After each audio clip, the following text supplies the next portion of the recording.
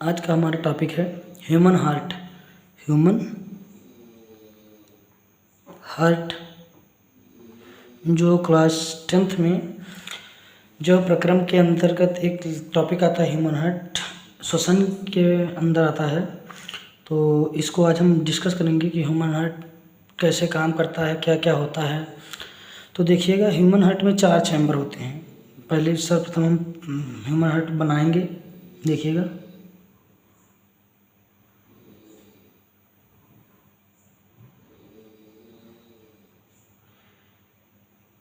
ये देखिएगा human heart की जो दीवारें होती हैं वो डबल लेयर्ड होती है। कितनी परत होती है? 2 परत होती है।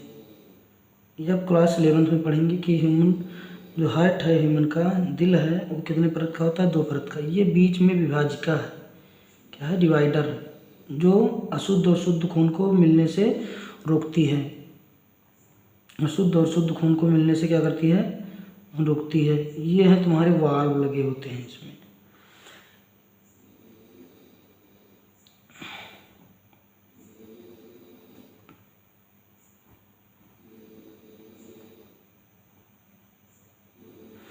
तो ये हो गया अपना हार्ट, मनुष्य का हार्ट हो गया। तो मनुष्य के हार्ट में कितने चैम्बर होते हैं? 1 2 3 4। इस चीज़ को कहते हैं, मनुष्य के इस चीज़ को कहते हैं बायां लिंद। क्या कहते हैं? बायां लिंद। इसको कहते हैं बायां लिंद, इसको कहते हैं दायां लिंद। बायां लिंद, दायां लिंद, बायां निलय, दायां निलय, इसको कह देते हैं। अब देखिएगा, इसको क्या कहते हैं? बायां लिंद।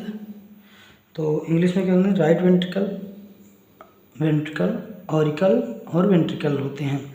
तो देखिए, ये था आपका बायां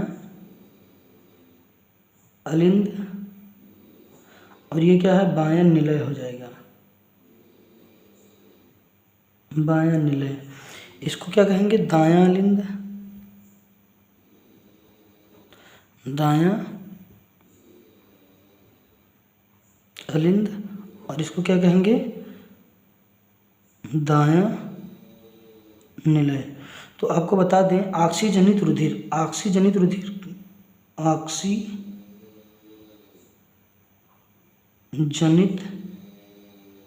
रुधिर किसमें होता है? बायां अलिंद, बायां निलय में। बायां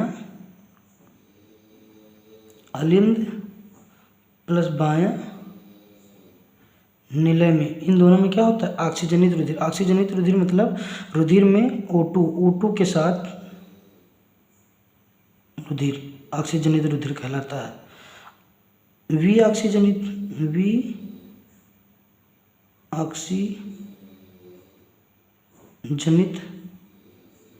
रुधिर, ये किसमें होता है? दायां अलिंद और दायां निलय में। तो दायां अलिंद और दायां निलय में। आप देखिएगा, ये है आपकी धमनी। ये जो यहाँ से भी ओरिजिनेट होकर ये निकलेगी, इसको क्या कहेंगे? धमनी। और इसको क्या कहेंगे? सिरा। क्या कहेंगे इसको? सिरा। अभी देखिएगा, ये हो गया मनुष्य का हार्ट। तो हार्ट, ये आपको पूछ सकता है कि हार्ट में कितने चैम्बर होते हैं? 4 चैम्बर होते हैं। तो ह्यूमन हार्ट कितने चैम्बर का होता है? 4 चैम्बर। 4 चैम्बर के ये क्या है? ये देखिए, ये वाल्व है। इसको कहते हैं बाइकस्पिड, बाइकस्पिड वाल्व। और इसको क्या कह देंगे? Tricuspid valve, tricuspid. इसमें ट्राइकस्पिड मतलब 3 कस्प, ऐसे इसको थोड़ा जूम करके बनाते हैं इधर। देखिएगा, इसमें ऐसे रहता है ये, तो इसमें 3 कस्प रहते हैं इस टाइप के। कितने कस्प हो गए? 3। तो इसको कहते हैं ट्राइकस्पिड। और ये वाला बनेगा तो इसको कह देते हैं बाइकस्प। तो ये इसमें बाई मतलब 2 कस्प रहते हैं, इसमें 3 कस्प रहते हैं। तो इसको कहते हैं ट्राइकस्पिड और इसको क्या कहते हैं? बाइकस्पिड। अब इसके बाद हम आपका एक पूरा फंक्शन, क्रियाविधि बताएंगे कि कैसे शुद्ध खून आता है, अशुद्ध कैसे होता है, फिर कैसे अशुद्ध होता है। ये देखिएगा, ये फिर आ गया क्लास 10th का बायोलॉजी टॉपिक, ह्यूमन हार्ट ही है। अब क्रियाविधि के साथ बताएंगे। देखिए, ये है हमारा फेफड़ा, शरीर के अंग। आपको ये बायां अलिंद, बायां निलय बता चुका हूँ, दायां अलिंद, दायां निलय बता चुका हूँ। ये देखिए, फेफड़ा, फेफड़ा से आया फुफ्फुस, सिरा, अभी बताया था सिरा ना। फुफ्फुस सिरा खून लेकर कहाँ आया, इस वाले हृदय में, ये वाले हृदय में बायां अलिंद में आया। तो फुफ्फुस सिरा बायां अलिंद में कौन सा ब्लड लेकर आया, ऑक्सीजनित ब्लड। अब ये ऑक्सीजनित ब्लड बाईकस्पिड वाल्व से, बाईकस्पिड वाल्व से होते किसमें गया, बायां निलय में आ गया। किसमें आया, बायां निलय में। और बायां निलय में भी ऑक्सीजन में ब्लड को, रुधिर को धमनी ने ले जाकर पूरे शरीर के अंगों में फैला दिया। इसको पूरे शरीर के अंगों में फैलाया, पूरे शरीर के अंग में फैला दिया। फिर जब शरीर के अंग में O2 ऊतक द्वारा ले लिया गया और CO2 दे दिया गया, तो अब रुधिर में क्या आ गया, CO2। रुधिर में क्या आ गया, CO2।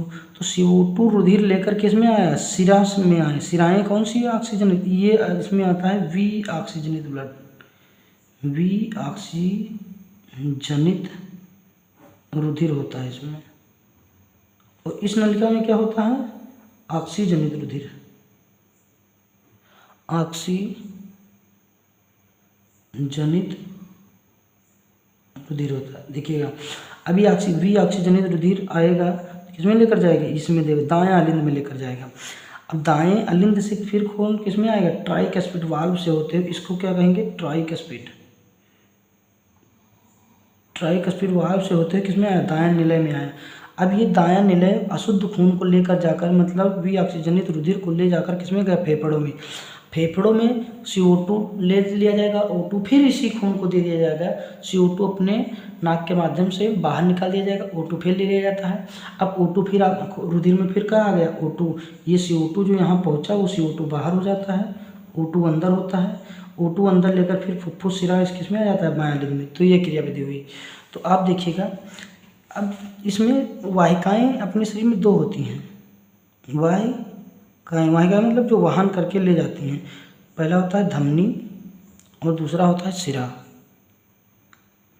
तो धमनी का क्या कार्य होता है, ये हृदय से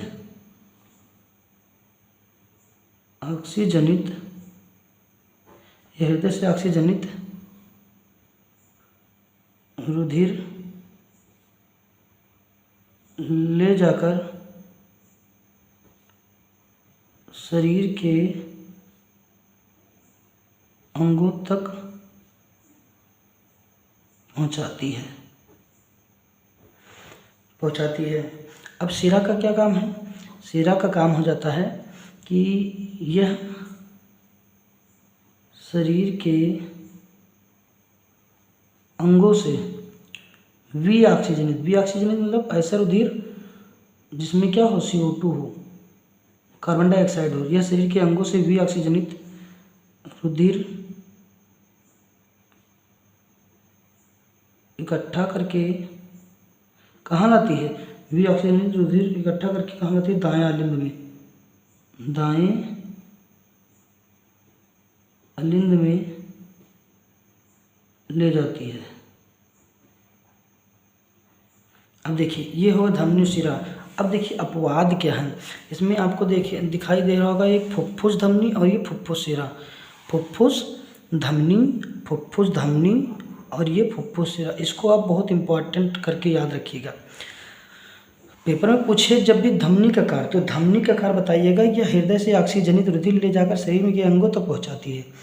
लेकिन अपवाद इसमें क्या गया, अपवाद है इसमें, अपवाद में क्या गया, फुफ्फुस धमनी।